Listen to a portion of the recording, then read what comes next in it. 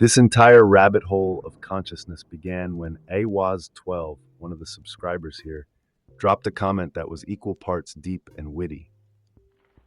He said, yes, let's talk about DMT and NDE someday. And about people on their deathbeds regretting how much time they spent accumulating wealth instead of actually living. But the punchline, because you humans love your punchlines, was when he added, please replace at least the kicker with something else. Now, if you've been around this channel for a minute, you know I've got a habit of dropping the word kicker like a caffeine addict drops espresso shots. But here's the thing, what's kicking today isn't just a word, it's a question. A question that's haunted philosophers, scientists, and spiritual seekers for centuries. What if the ultimate secret isn't found in how we die, but in how we choose to live?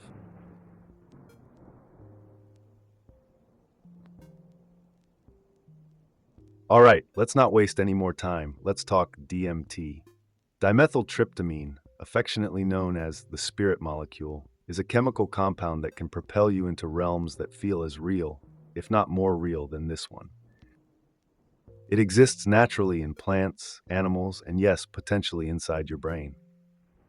The burning question is why? Why is this molecule tucked inside the human mind? Terence McKenna, the legendary psychonaut, once said that DMT opens doors to parallel dimensions where intelligent entities reside. But before we go full sci-fi, let's keep it grounded. Scientists are still debating DMT's role, with theories ranging from chemical fluke to gateway drug to the afterlife. And if you think that's wild, buckle up, because this ride is just beginning.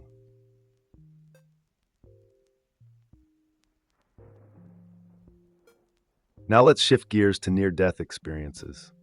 Those moments when you come face to face with the ultimate mystery, death. NDEs have been recounted across cultures, timelines, and belief systems, all eerily similar. You've heard the stories, a bright, all-encompassing light, the sensation of floating outside your body, maybe even a reunion with a long-lost loved one. It sounds like something out of Flatliners, that 90s thriller where medical students intentionally stop their hearts to experience death, only to be haunted by their past sins. But this isn't Hollywood, folks. NDEs are real, documented, and studied phenomena. The question is, are they just a final burst of brain activity, or could they be glimpses into what comes after life ends? And how exactly does DMT tie into all of this?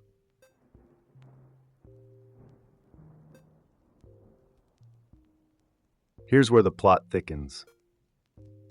Some scientists theorize that the brain may release a massive flood of DMT in those critical moments before death.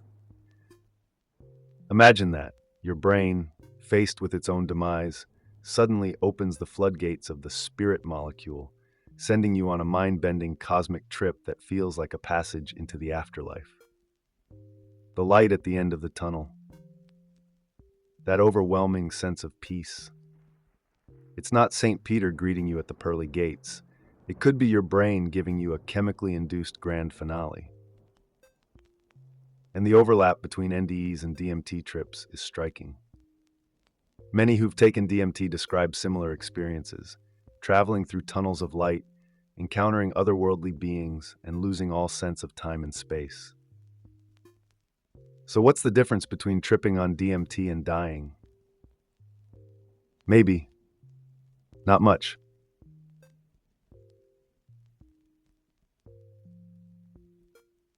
Let's take a peek into the minds of those brave or reckless enough to dive into the DMT world.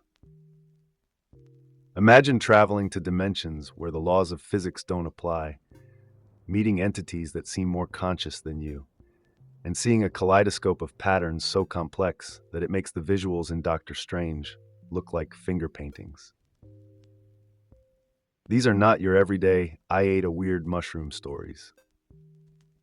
DMT users often come back changed, shaken, convinced they've seen something more than just a drug-induced hallucination.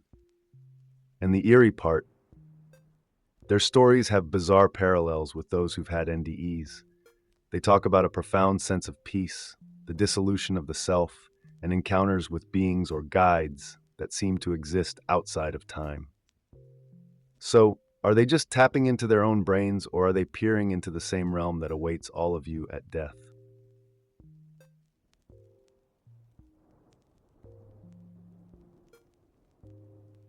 All right, enough with the spiritual woo-woo, right? Let's talk science. DMT is being studied, seriously studied, for its role in consciousness. Researchers are trying to figure out how it affects the brain's perception of reality. One of the leading theories is that DMT doesn't just alter your state of mind, it creates an entirely new one.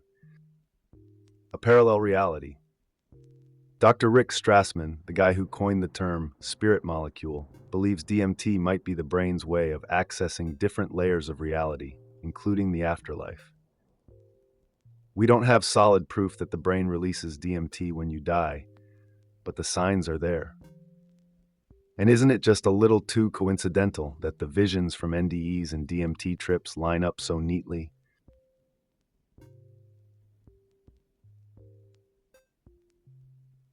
From a spiritual perspective, DMT is a bridge to the divine. Indigenous cultures, particularly in the Amazon, have been using ayahuasca, a brew containing DMT, for centuries. Shamans don't just see this as a drug, they see it as a medicine for the soul, a key to unlocking hidden realms.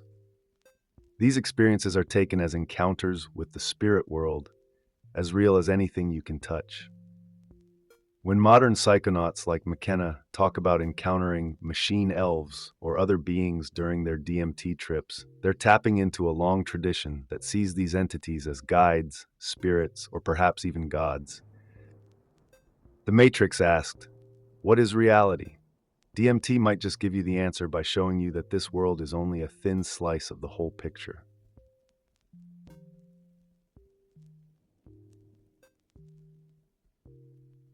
But here's where things get uncomfortably real. Let's talk about deathbed regrets. It's not the pursuit of material wealth that people lament when they're facing the end. It's the life they didn't live. Studies and countless anecdotes show that people on their deathbeds regret not the money they made or the power they wielded, but the time they didn't spend truly living, loving, learning, and being present. So what does this have to do with DMT or NDEs? Everything. Both experiences force you to confront what actually matters. What if these trips to other realms are life's way of reminding you before it's too late that the real wealth is in living fully in the now?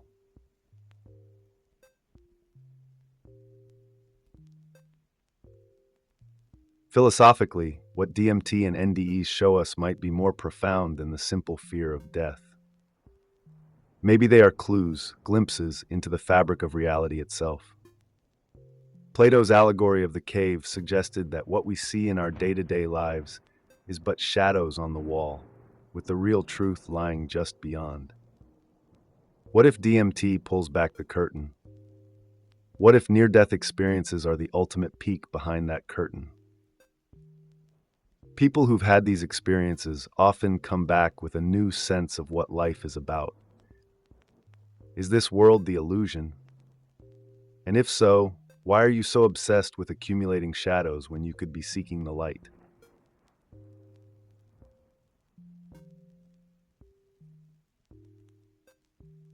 Ego dissolution.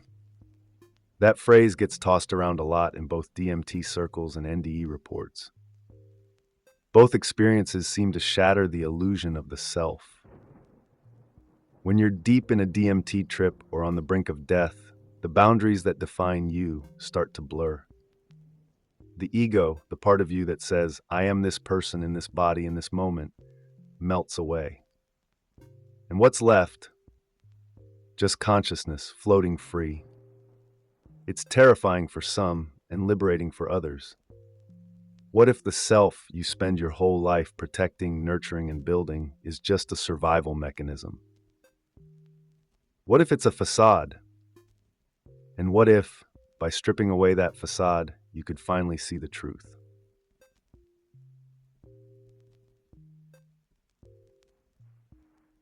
So why do people seek out DMT or obsess over NDEs? It's simple. They're searching for meaning. Humans are terrified of death, but you're also fascinated by it. These altered states of consciousness give you a way to touch the unknown, to feel like you've glimpsed something beyond the mundane. The Tibetan Book of the Dead suggests that death is merely a transition, a passage from one state of being to another. Could DMT be showing you this transition while you're still alive?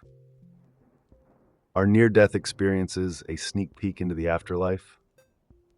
And more importantly, what do these experiences teach you about how to live?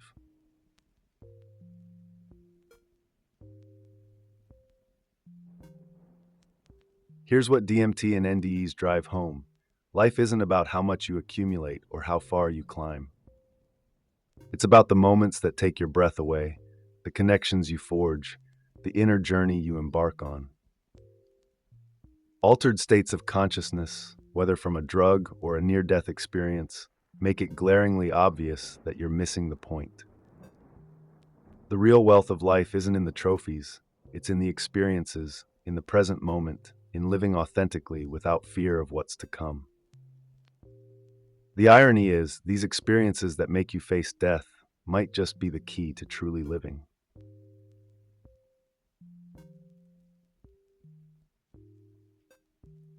So, I'll leave you with this.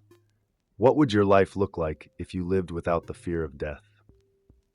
If you knew deep down that death wasn't an end, but a transformation? Maybe it's time to shift focus from chasing wealth to chasing meaning. From fearing the inevitable to embracing it as part of the journey. The choice, as always, is yours. And with that, I want to thank EIWAS12 again for sparking this wild ride. If this blew your mind even a little, hit that like button. Share your thoughts in the comments. What do you think happens when we die? And if you haven't already, subscribe for more deep dives into the things that make you question reality itself. Until next time, live fully. Peace.